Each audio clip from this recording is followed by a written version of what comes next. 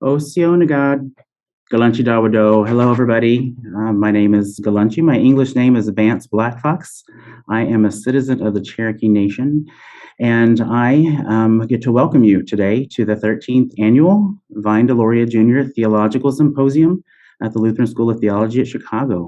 Begin your learning journey for some of you, and to continue your learning journey for others about Indigenous peoples in general, but this couple of days during this symposium, we'll be learning a little more about Indian boarding schools and the complicity of the church and the interaction between both theological education, Christian education, with boarding schools themselves. So I'm thankful that you're here.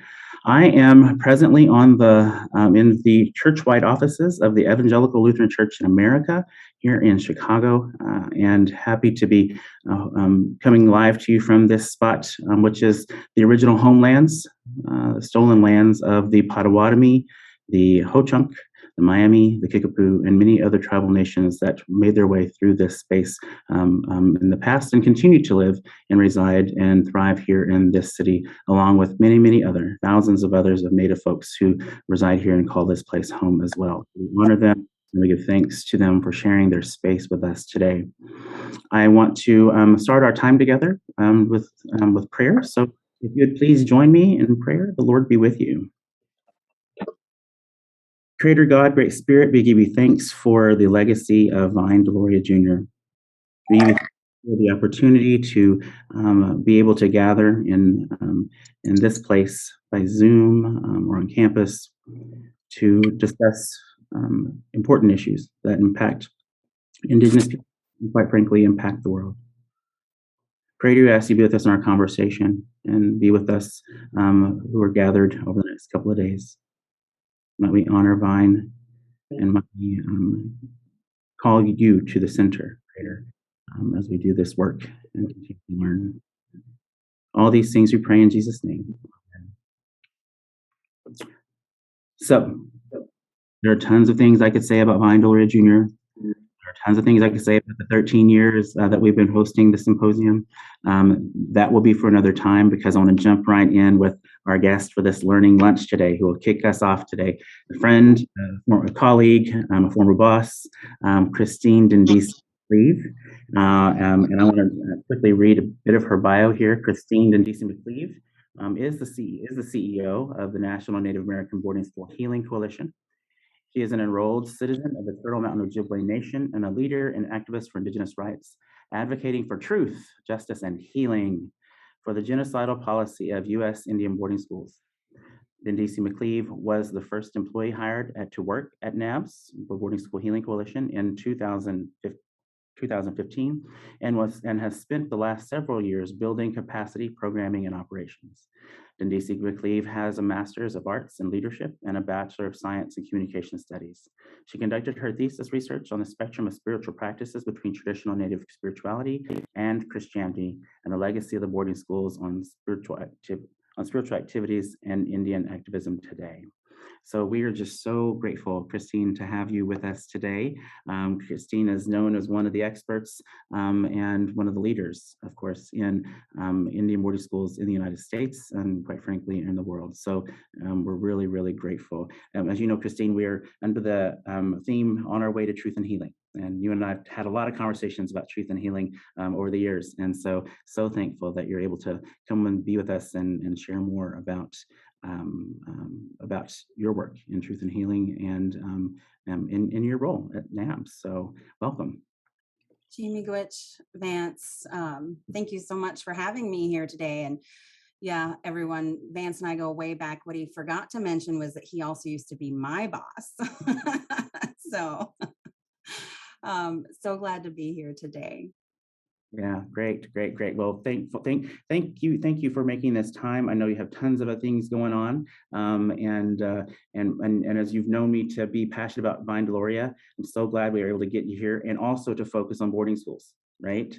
And so we know that that's important. There's a lot of things going on that you and me and others have been working to make happen, and around that education and such.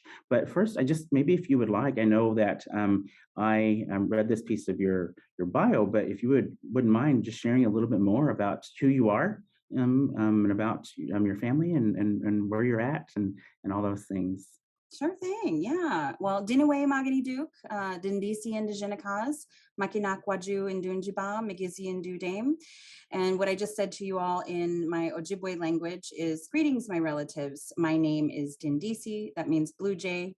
And I am from Turtle Mountain Reservation, and I'm Eagle Clan. Coming to you from Minneapolis, Minnesota, the traditional homelands of the Dakota and Ojibwe peoples, and where the National Native American Boarding School Healing Coalition is headquartered.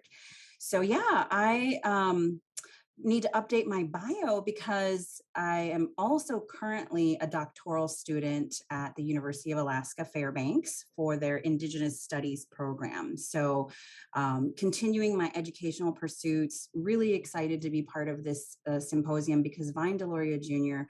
was one of my first American Indian idols. Just, reading him in high school, him and Winona LaDuke were the two people who inspired me. And what's interesting is that I didn't read him thinking that he was a theologian. I read him thinking he was an activist and that he was, combating this narrative of subjugation and inferiority in this country of indigenous peoples, and that he was standing up and saying we don't want or need your God. But apparently I didn't read deep enough.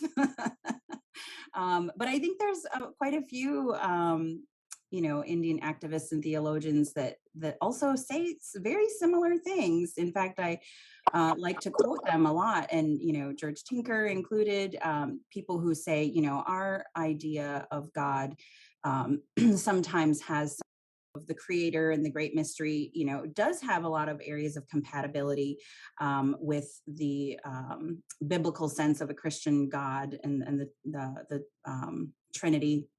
But there's also some differences, right? There's areas where we agree, and then there's areas where we part ways. So, anyways, a little bit about my background and how I come to ponder some of these theological questions is because my grandfather went to a Catholic Indian boarding school, and he said he never wanted to talk about what happened to him there, but he also said he never wanted to step foot in the church again, and he almost missed my uncle's wedding because of his experiences at that Catholic boarding school. And so when I went to do my master's thesis, I was still struggling with this idea of, how can one be Native American and Christian? It seems like an oxymoron. And I had, of course, by that time, as Vance knows, found my way to Pastor Marlene Helgamo's church, All Nations in Minneapolis, where, it is definitely some theological synchronicity happening there, where, you're reading the gospel and taking communion, but at the same time, you might be singing hymns in Dakota or Ojibwe, and you smudge before church service begins. And sometimes they bring in the drum, and sometimes they have a sweat lodge ceremony. And so there was definitely a lot of blending of spiritual practices. And that place was a place of profound healing for me because I had been raised Catholic on the Turtle Mountain Reservation. And I had also at one point found myself, in some, I tried all the denominations. I've been to, I've been to Presbyterian churches. I've been to Episcopal churches. I've been to some Lutheran churches and some Pentecostal and evangelical free churches. I really tried them all. In fact, my bachelor's degree is from Northwestern College, and that's a non-denominational Christian college. So we studied all the denominations. And so, yeah, I definitely found some healing at All Nations because in some of those more evangelical churches, they were still saying things like sweat lodge is evil and demonic because, it's not biblical. You're inviting, unknown spirits. And of course, they just assume that they're going to be demonic or evil spirits. So that really bothered me. It hurt me on a soul level. And that's really why I decided to do that, that research on, how can one be both Native and Christian at the same time, and come to find out that there are a lot of people doing that. But it's a complicated situation because there is a history of forced conversion. There is a history of the churches being involved in boarding schools, which proliferated a lot of various abuses, physical and spiritual, and even today within our communities, there's often a divide where some people will, say that they're wholeheartedly part of the church, whichever denomination they choose, and they may have relatives that immediate relatives that say, how can you be part of the church after all they've done? And you should return to our traditional ways. And so even within families and definitely within communities, we still have some resentments and some disagreements and a very complicated history to resolve and come to terms with. Certainly, absolutely. And of course, me, I'm an Indigenous theologian studying theology at Vine's alma mater, and got some classes to finish up in my PhD coursework, right? And so the same question happened for me, Christine, as what is it? From the time I was very young, I don't know about you, but it was like, how can you be Christian and Native at the same time? And you're right. There's a spectrum for us because of that forced assimilation. In some cases, it was chosen, and so I appreciate you pointing that out. And I think some of Vine's writings, it talks about that and what that means and how that came to be and all those things as well. So for those of you who had read Vine a lot, pick up some books of his because he talks about that too. But I appreciate you talking about that. I'm curious if you wouldn't mind, Christine. This next question is kind of the first question, I should say. The next question, getting into the deeper stuff, if you're willing to share, I'd love to hear kind of what your, we've heard a little bit, but what is your call? What creates this passion for you to do this work in Indian boarding schools? Because it's not an easy job. Mm-hmm. It is tremendous. It is heavy. It can be re-traumatizing for some, just talking about it. I think, my opinion, you do a fantastic job of balancing that and staying well and healthy for the sake of the folks around you. But I'm curious, what drives you and gives you that passion to do this work and around boarding schools in particular? Thank you for that acknowledgement, Vance. That means a lot.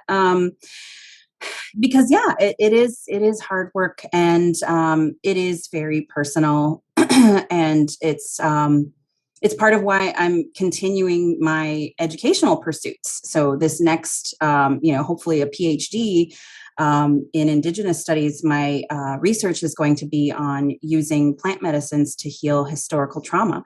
And I am going to be my own test subject because as a Native person with boarding school history and all of the, colonial historical trauma that lives in our families and communities, I am, well aware, and because of the work that I do, very keenly aware of the impacts. I mean, literally, we're talking about the fact that childhood trauma interrupts a child's developing brain.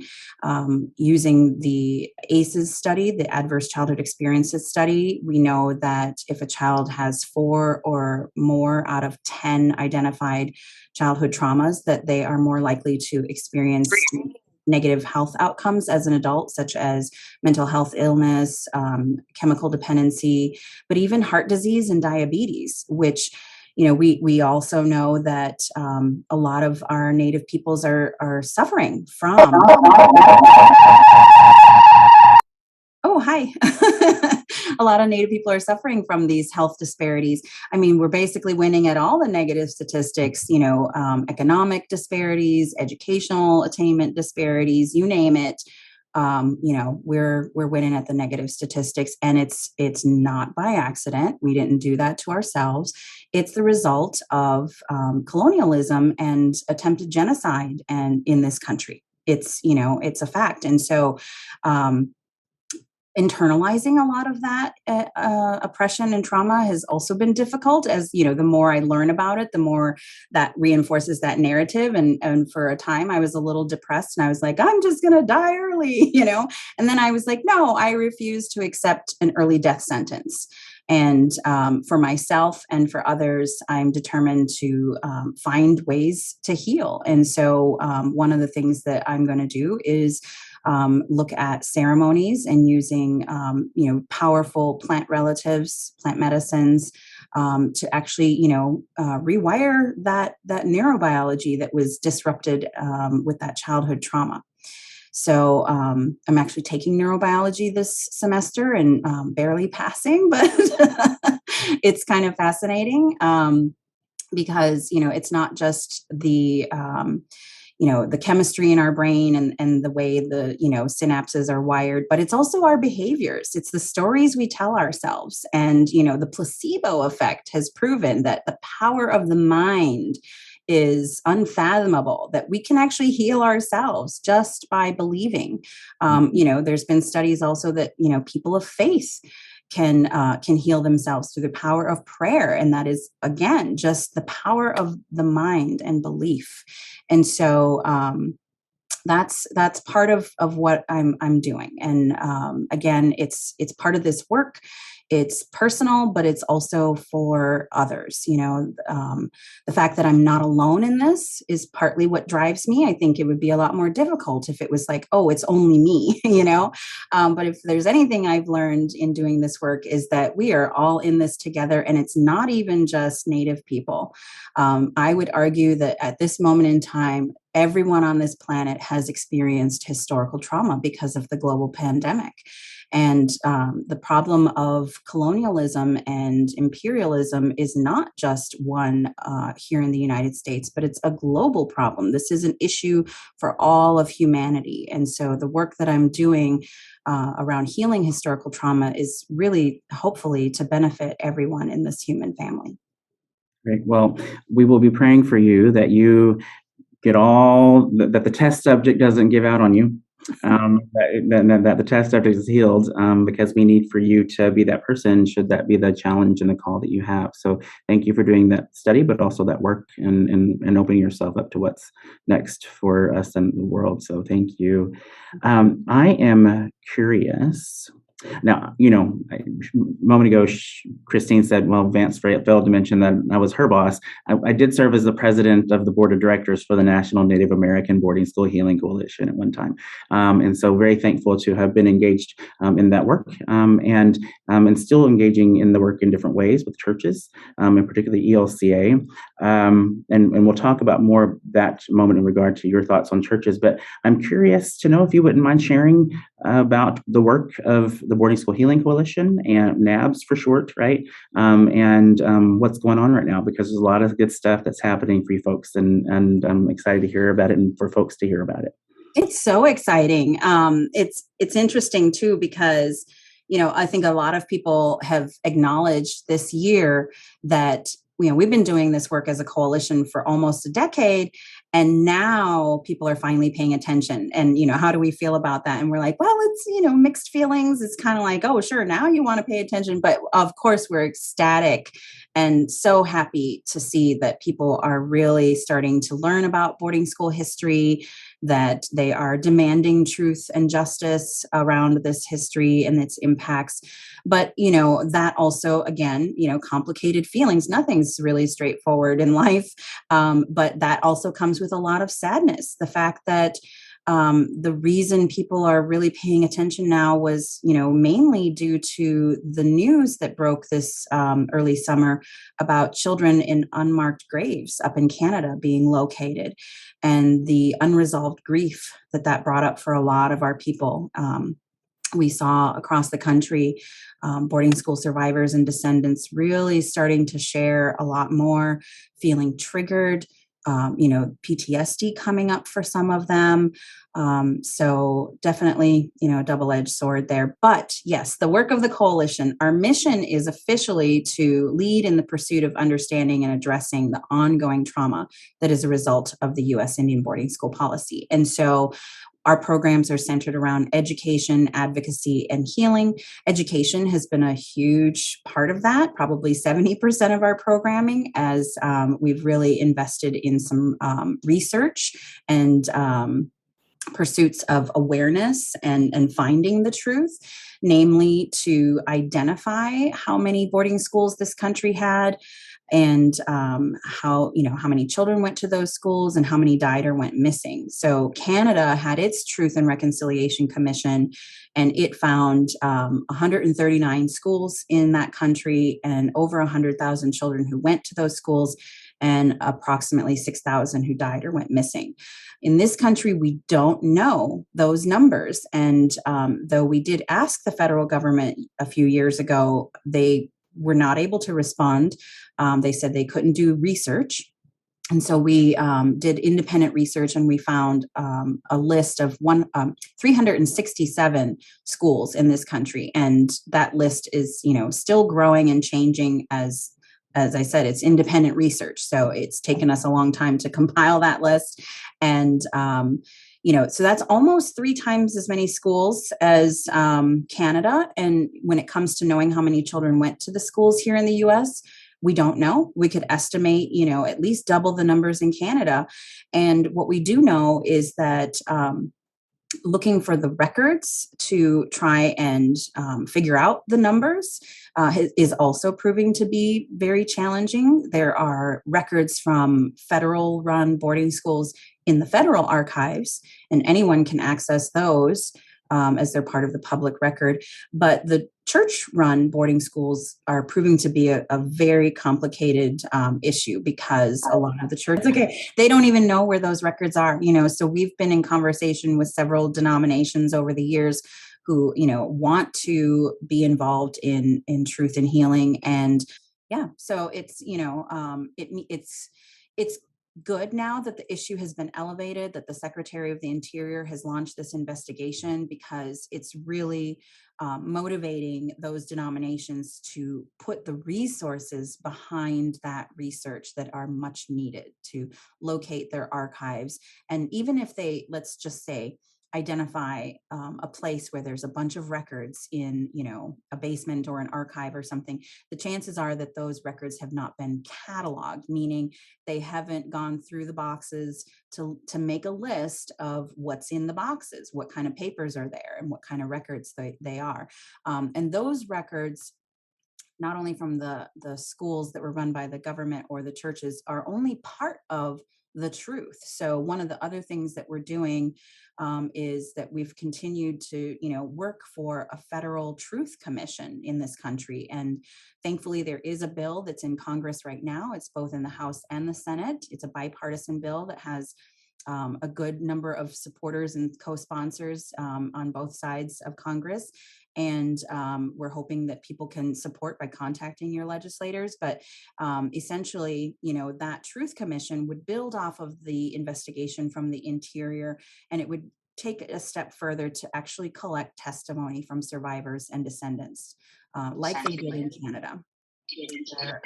They held regional hearings, and they heard directly from those students or their children if those students had passed on. And so that's what we're doing. We're continuing the research. We're building a digital archive for the records that we do have access to put those copies on the internet so that people don't have to travel all around the country. And particularly for some of the students who went to more than one boarding school, to have one central repository, and for researchers to be able to analyze and compare one boarding school to another. I think it's important for us to be able to look at the big picture in order to fully understand the impacts of the boarding school experiences and the boarding school era. Yes. So a lot of work, tons of work. Yeah. And if I might, I just want to invite you to share a couple things before we go on to that next question, and related to this. Um, it's important for me and maybe others to know, where do you find joy in this work? Because, like I said, it can be really, really tough, right? And then also, if you wouldn't mind sharing, um, uh, what is one of the things that you feel most excited by in the work you're doing presently, or that you feel like was a great accomplishment? So yeah, I'd love to hear that. That's a great question. Before I answer that, I forgot there's a couple of things. I just put the link to our website in the chat. There are a lot of educational resources on our website. So our historical primer on Indian boarding schools called Healing Voices is now available on our website. We also have a free curriculum for elementary, middle school, and high school levels. We're also having our virtual healing summit this Friday and Saturday, and that is free to attend. So all that information can be found on our website. So I just dropped the link in there. You know, Yeah, by the way, I was hoping we get to that. okay, And yeah. at the end, let's talk more about that, in particular, that event. So, yeah, okay, Okay. sorry.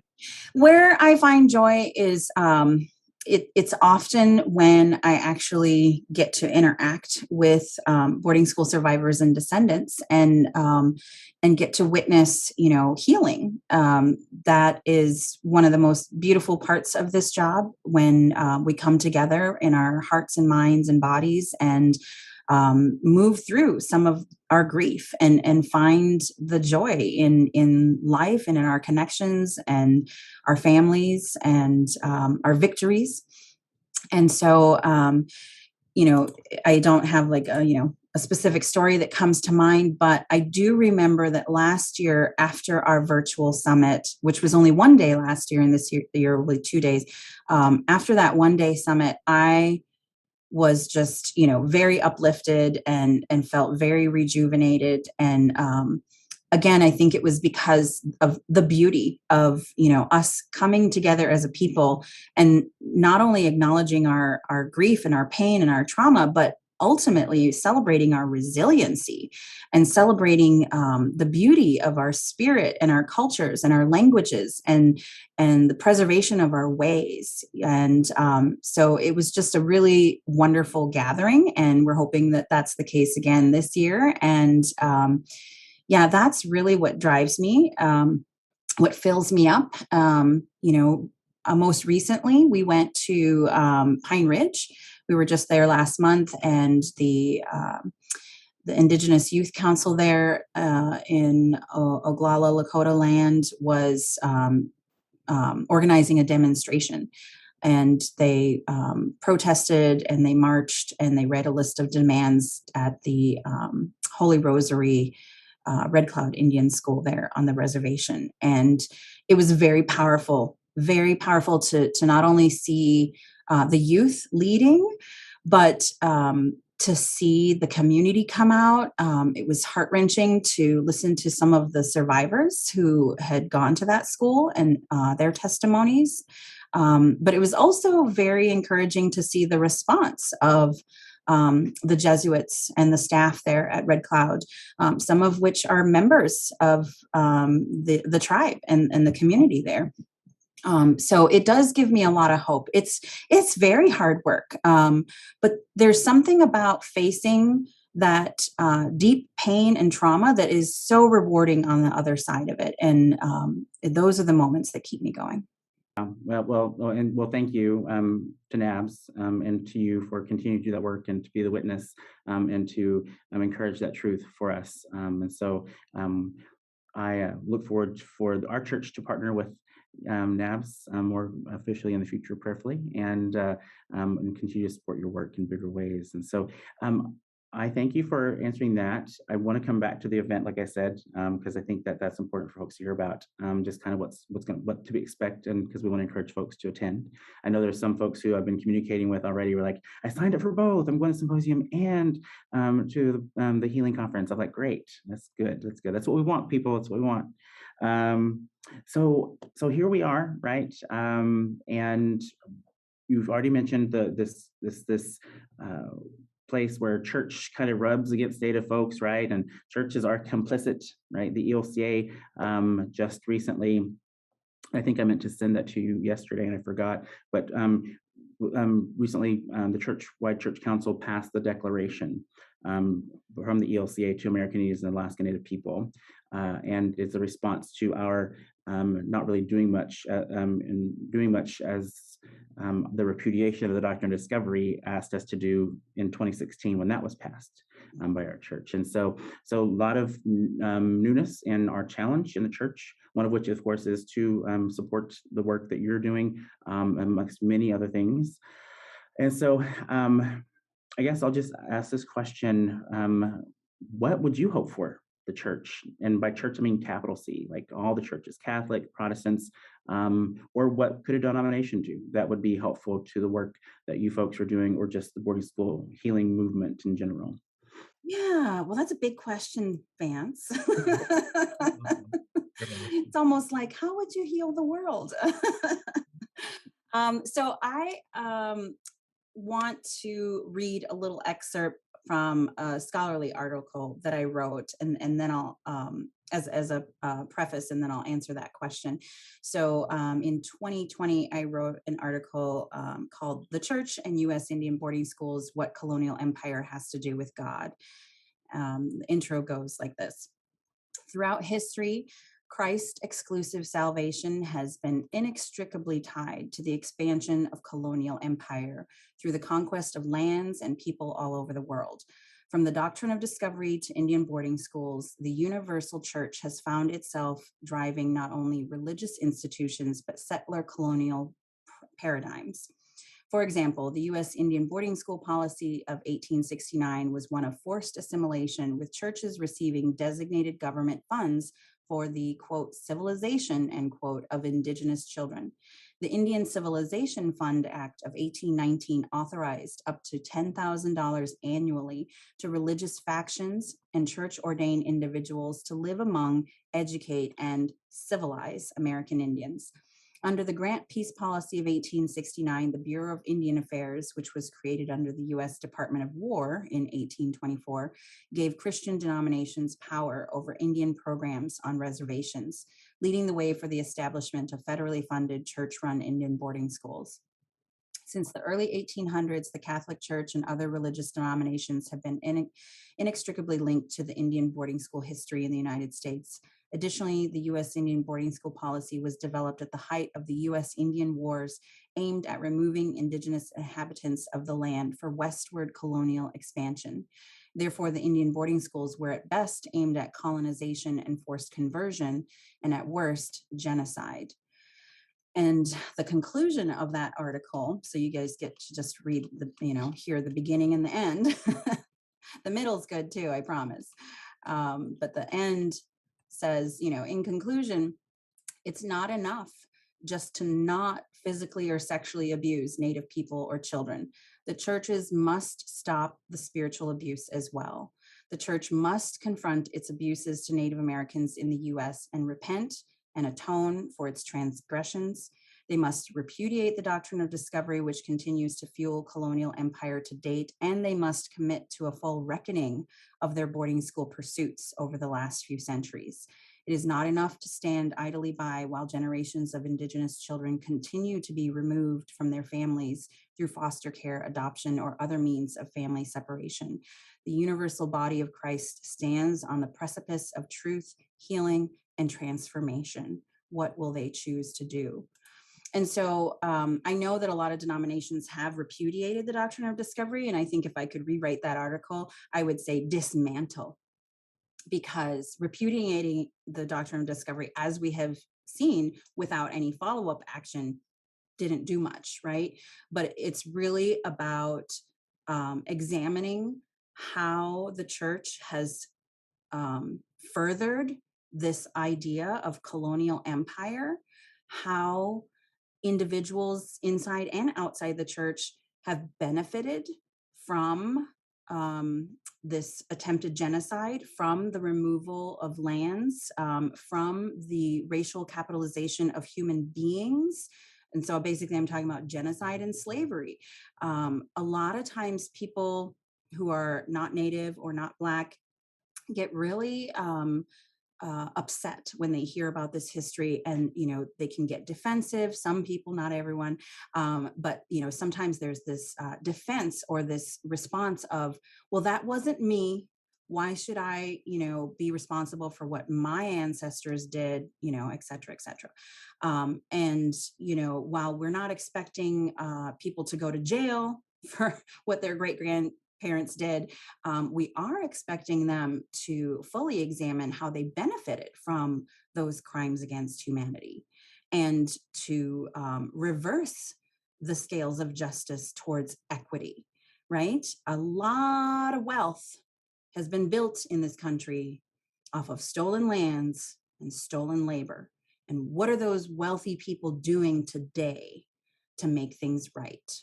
To make reparations, to repent and atone, to actually deliver justice. And so those are really big questions and really big tasks, a lot of deep work.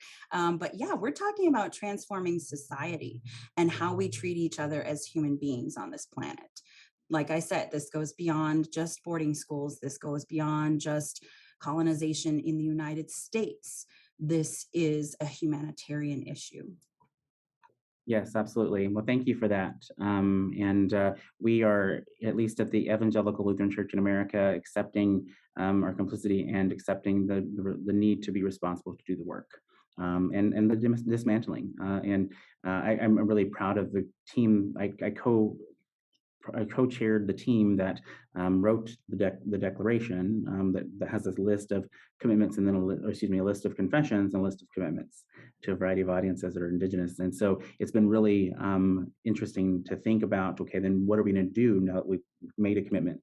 But the commitments at least are more pointed and more accessible than maybe what the repudiation did for us. And so maybe this declaration is the response in a way that the declaration or the repudiation maybe should have listed what we were needing to be about. And so 5 years later, but at least we've done it. And so just promising you, Christine, that we're on it and we're going to be working on it. And I keep telling folks, get ready.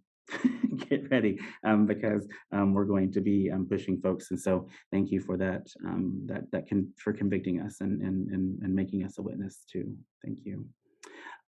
So I want to just encourage folks, if you have questions, please put them in the chat. For those of you who are on Facebook, if you want to put those in the chat as well, we'll grab those. I'm happy to ask Christine some questions here in a bit. The only questions we have right now that I can see in the chat here with us is about how many Lutheran schools were there on the list of 367. And then how does the other one in general, or excuse me, I read the whole question, basically wanted to be involved in researching the Lutheran involvement in boarding schools. And I think that's really more a question for me to answer. At least Christine knows also, though, that on the list, there are 2 evangelical schools, and evangelical is not what we know as the evangelical folks, or the evangelical folks rather today, but rather evangelical was the word used that Lutherans used back then too. And so those 2 schools that are underneath evangelical, which are one in Wisconsin and one in Alaska, are the 2 that are on that list that NABS, and NABS will probably run into other schools at some point in time. We were only given, during the Grants Peace Policy, 1 reservation, and we were pretty lazy about doing anything there. And part of me is like, thank goodness. But that was the Meskwaki peoples, the Meskwaki Nation in Iowa. We didn't do any missionization there, even though we were assigned that reservation as one of our Lutheran church predecessor bodies anyway. And so I am working, just so you know too, Christine, I am working with a couple of folks who are organizers who are also impassioned now about doing this research. And so we'll be gathering with those folks. And if anyone else is interested, please feel free to send me a message here or contact me by my email, which is located somewhere, I think, on the website. But happy to enlist your help as well. And we'll take all the help we possibly get. But we know the Lutherans did have boarding schools that were not federally funded. And most of the schools you have on your list are either federally operated federally funded or related in some way to the federal government. But we had a lot of Lutheran churches, or not churches, but schools that were not federally funded, that were strictly church funded, like the ministry I come from in Oklahoma. So yeah, just to answer that question, those two questions real quick, and just let folks know that there's opportunity. Yeah. Uh, Can I just speak to the list? We had originally it was Dr. Denise Lashmadeer who compiled the list back in 2016, and at that time it was like 350. And then over the years we had interns and other independent researchers continue to look through the list and identify more schools. People would sometimes send us information and say my school's not on the list.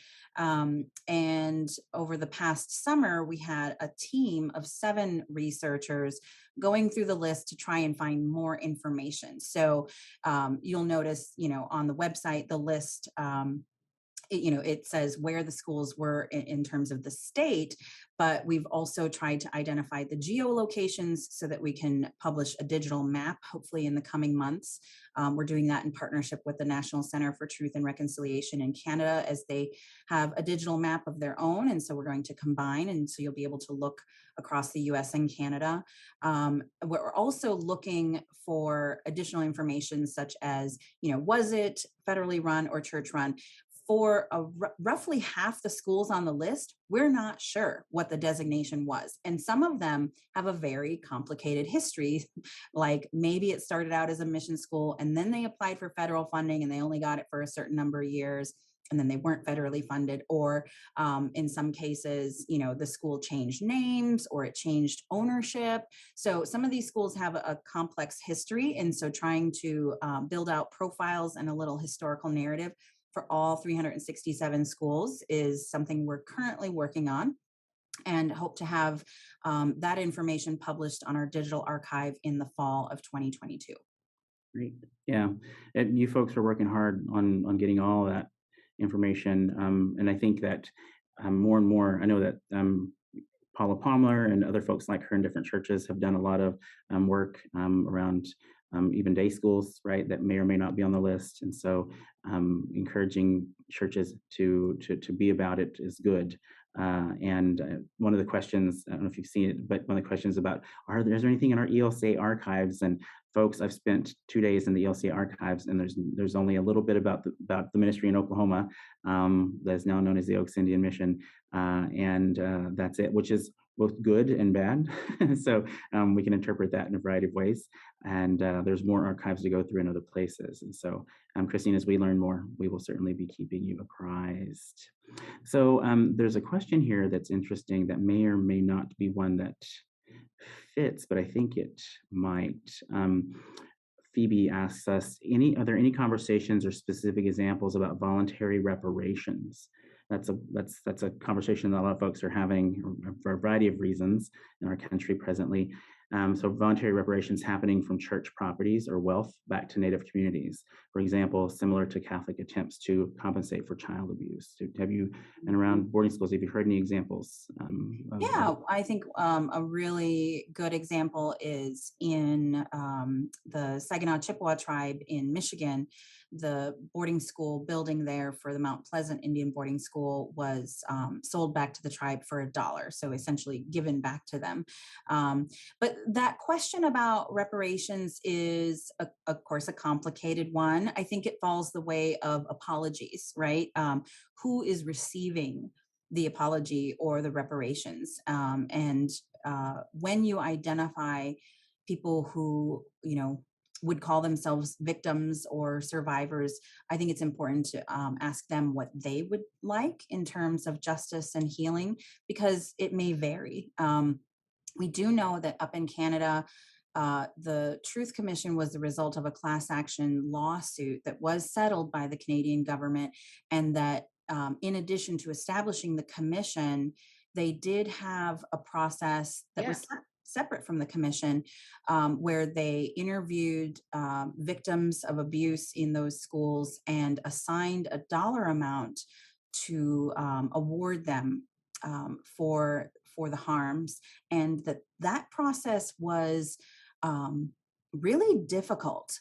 what we've heard from people after the fact is that it was both confusing and demeaning and enraging to have a dollar amount assigned to abuse. Some of those people said, no matter how much money they give me, it doesn't change the fact that I'm haunted by nightmares, or things like that. So yes, monetary reparations can be effective in some cases, but I don't think that they are the means to an end when it comes to healing. And so it really will involve, a community by community case basis or an individual by individual case basis in terms of what the harms were and what they feel reparations would look like. Great, thank you for that. Another question that comes to us from Facebook. And in fact, there's a couple questions in here that are both from Facebook and in the Zoom chat that are about healing, as you can imagine. And so the first question I'll ask here and see if we can combine the others maybe is, how can the healing process be started for the affected people who cannot recognize their trauma by themselves? Ooh, Yeah, right. question. Well, I Wow. told you I'd pick hard questions for you, Christine. Yeah. Why do people think I know these things? Just kidding. I will try my best. I mean, I have a sense. It's just hard to articulate sometimes. And, the fact that it's recorded is like, okay, these words are going to live forever on the internet. But um, We'll just practice a lot of grace in this yes, room. thank you. Thank you. Everybody, I'm calling on everybody's grace. As Take Christine, everything I say with a grain of salt, because I'm only one human being amongst billions. So, yeah, that's a hard one. And really, what I've seen over the years is that there are plenty of people who yes are not really awakened to different levels of the impacts of colonization and Indian boarding schools. For example, one time I was on an airplane sitting next to a man who was clearly Native, and when we got to talking and I told him what I do, he sat for a second and then he was like, something something, and his response was to, what happened in his mind was the category for boarding schools, he didn't have one, he didn't know about the history, and so he literally said something that was pertaining to more the mainstream idea of a boarding school where it's like an elite institution that parents voluntarily send their children to. And I thought, wow, this guy has absolutely no clue. Also, he didn't know what tribe he was, and he was completely disconnected from his identity as an indigenous person, which we see from time to time, and that is the successful tactics and strategy of the United States to assimilate us to the point where we don't speak our language, practice our ways, or even identify as tribal citizens. And it's really sad to see that sometimes. And I don't know what we can do other than try to speak our own truth, tell our own stories, and continue to raise awareness and educate people. I've seen what has happened over the last year. The theme for our 2022 conference, hopefully that'll be in person, is going to be around the Great Awakening, because we have seen so many people actually start to awaken to various levels of awareness of these impacts in their lives and in their families.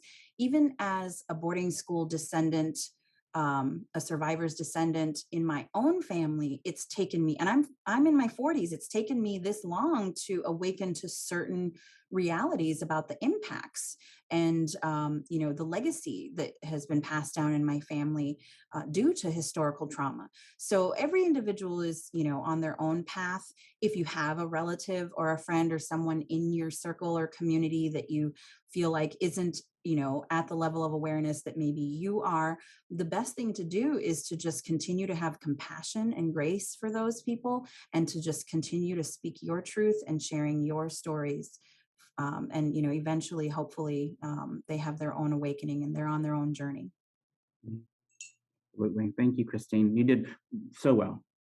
Love that answer. Very good. And we'll keep it in. We won't cut it from the recording.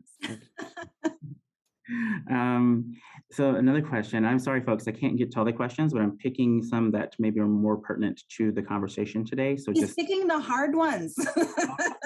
what I'm doing.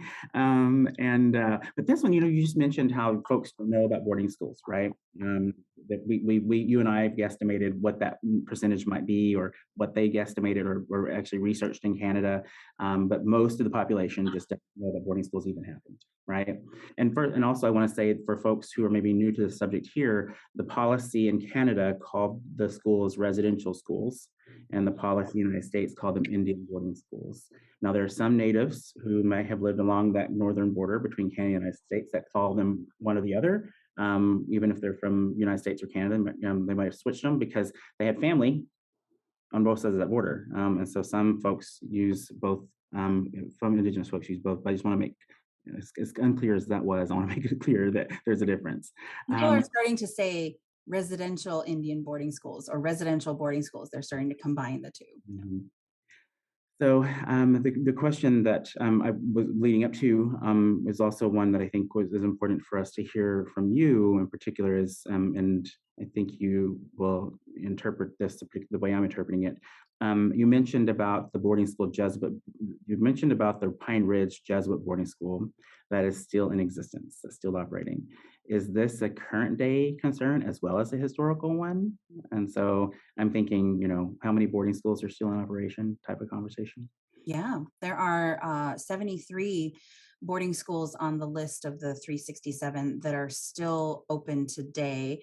15 of them still are boarding schools. So the Red Cloud Indian School is no longer a boarding school, but it's still open and operating. And so, yes, it is both a historical as well as a current issue for the community there, and what the youth and the elders said at that demonstration that happened last month was that, yeah, they're questioning why that school is even still present, what the church is even still doing on the reservation in the year 2021.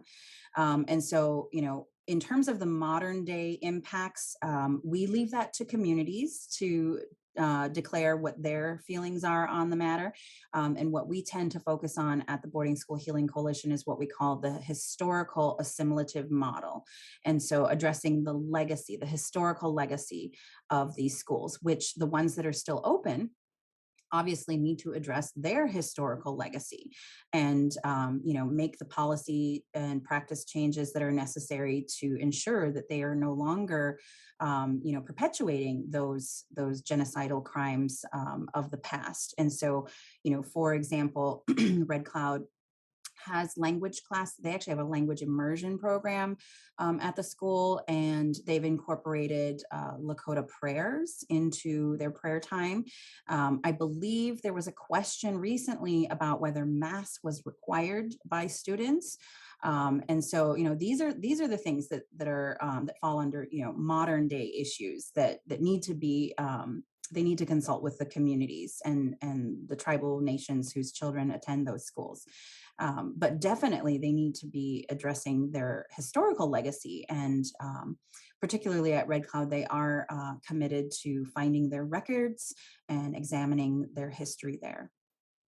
Yeah, and that's a similar story to a lot of the other schools that are also still in operation, both boarding and non-boarding. I always brag about Sequoia High School in Tahlequah, as you know, and just the school that it's become that's really focused on how to ensure that identity for Indigenous peoples is in place. That not just the schooling that they need, but all the things around it that make sure that their indigeneity, if you will, their being Indian is being supported into the future. So there, and that varies, I think, as far as how successful those schools can be, but it's not what they used to be. So thank you for sharing that. So I'm going to ask one more question here. So sorry, folks, I couldn't get to all of them. I do apologize. They're all great questions. We're going to ask the tech team to print or save this list of questions, and maybe it's something that I can help answer later, or engage Christine at another time on some of these questions if I cannot. But we'll save these questions or these chats. But this one comes from our friend Silma, who is with the Interfaith American publication. Two questions. How does your faith or spirituality drive you in the work that you do? And how can people from diverse faith communities play a role in this healing process? So I'll give you the first one again. Yeah. Um, how does your own faith and spirituality drive you in the work that you do? Yeah. Well, that's an interesting question because, again, I need to update my bio, but I'm also on the board of directors for the Minnesota Council of Churches. And that was one of the questions that they asked. In order to be a board member, I have to be a member of a church. And I was like, well, I actually am a member of 3 different churches. I never I never deleted my membership. So I got like a lot of different denominations covered there. Um, so my faith has definitely evolved over time. I think doing my thesis really changed my faith. And I would define myself today, like when I have to check a box, I usually check other or spiritual. Although, as I said, I am currently a member, I'm still a member at All Nations, which is technically a UCC church. And then I'm a member of a um, um, United Methodist Church, and I'm also a member of an Assemblies of God church. And I was baptized in the Catholic Church. Mhm. And so I definitely, I mean, that's part of the reason I check the box other, but I don't go to church. I really, find my connection with the divine through nature and through my Ojibwe ceremonies. And I'm not opposed to going to church. Actually, I was recently invited to a Lauren Daigle concert and really felt it ended up having elements of worship, and I definitely felt a connection there. But I would say, that my journey has definitely evolved to the point where I feel like I have a relationship with God, and think Jesus is a wonderful example of for us all, but have actually lost a lot of faith in the church as an institution to to be the example that Christ is supposed to be.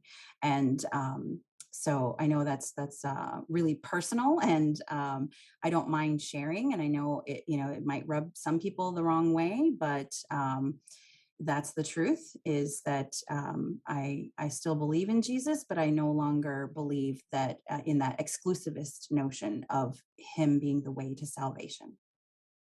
Thank you. Thank you for being vulnerable in that way, because I know, especially in this event in particular, as we talk about theology, but that's a part of theology. That's a part of the study, that everybody's understanding of their relationship with God and how we get to that next place. And with Indigenous peoples, we have a variety of ways of thinking about that next place and how we get there. And so I don't think it's out of line for us as Indigenous peoples to have different ways of thinking about that, and still being in relationship with Jesus, whom we, and some would argue, like Vine, that we had a relationship with even before Europeans arrived. So that's a whole nother symposium. Right. Um, so the second question here is how can, and maybe you can answer this a little more briefly, just because I want to talk about the your event that's coming up in a couple of days, but maybe a couple examples of how people can, from diverse communities, can play a role in this healing process.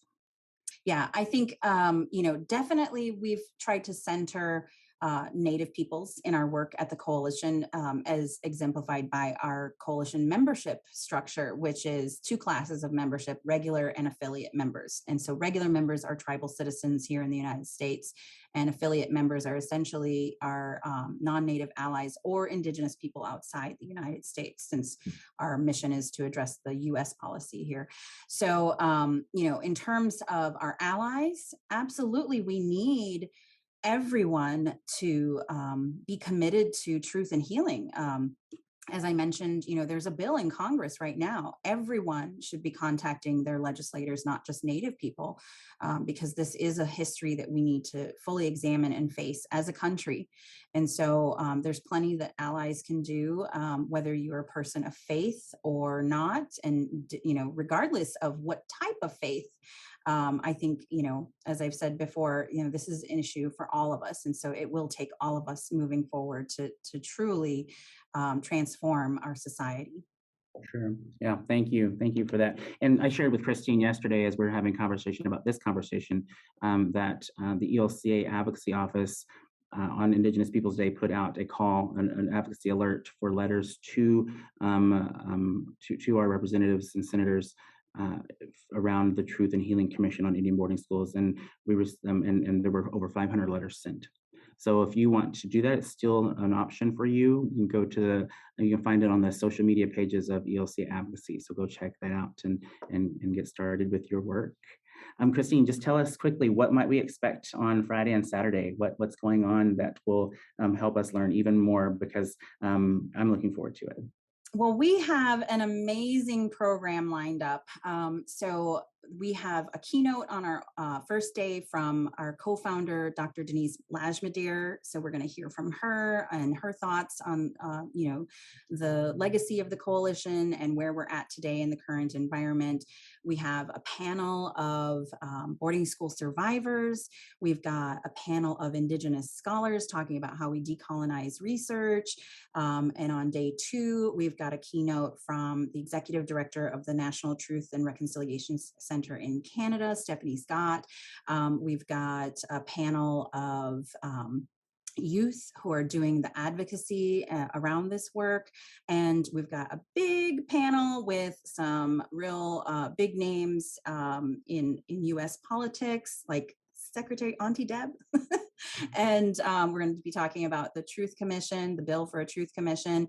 And then we've got entertainment around the lunch hour. And I'm like really hardcore fangirling because we have Spirit, AKA Dallas Goldtooth, who played Spirit on Reservation Dogs on Hulu, coming to do entertainment on one of our days. So we've got a lot going on in terms of programming, and I hope that everyone can attend both days and go to our website at boardingschoolhealing.org and register for free. Fantastic. Great. Yeah, so other questions, I apologize I didn't get to those. This is obviously a topic that we could go on and on about forever. Some of the questions are related to your study of plant knowledge or plants medicine, and in relation to healing. Maybe we can get together another time so you can talk more about that and the beginning of that learning, and then we can hear more about that very interesting topic. And so thank you for doing that study. Folks, we're at the end here, but wanted to make sure that you folks are remembering to come back tonight, 7 o'clock. The Reverend Dr. Guy Irwin will be our keynote presenter at 7 o'clock. Here, you have the link, I believe, if you in your email, and really looking for that time together with him. He will be on campus to present, so I'll be there with him. So we'll do some prayer and that type of thing this evening. So yeah, and then of course tomorrow we have another learning lunch, which is a little different because we're focusing on climate justice. Just for that learning lunch, we'll do that. That's kind of a new habit of ours to at least have one session about climate justice and caring for Mother Earth. And then tomorrow evening, another panel with another NABS employee to talk more about the policy side, as well as one of our boarding school survivor friends, Patsy Whitefoot. So Deb Parker and Patsy Whitefoot tomorrow evening. I'm just really thankful that you folks were able to be here, that you got to hear the goodness and wisdom that comes from Christine. Christine, thank you so much. I am so grateful for the work that you do, but for taking time out in this busy week as you get ready for your conference and being here to share with us. So everybody, let's give her a round of applause, if you will, and be sure to go and follow on social media. And Christine, thank you.